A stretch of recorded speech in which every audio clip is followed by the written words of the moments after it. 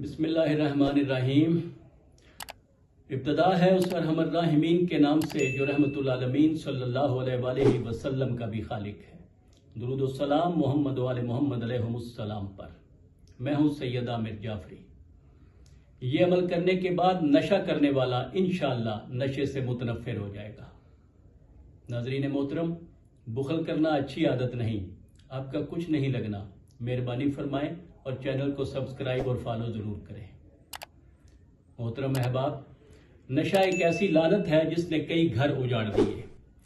کئی سہاگنیں شوہروں کے ہوتے ہوئے بیوگی کی زندگی گزار رہی ہیں، اور کئی بچے باپ کے ہوتے ہوئے یتیموں سے بھی بدتر زندگی گزار رہے ہیں۔ اللہ پاک سب گھروں کو اس لعنت سے محفوظ رکھے، آمین۔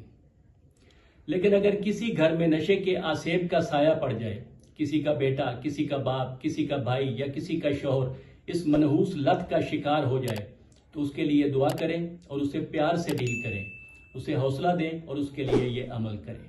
انشاءاللہ وہ خود ہی نشے سے متنفر ہو کر اس سے کنارہ کش ہو جائے گا۔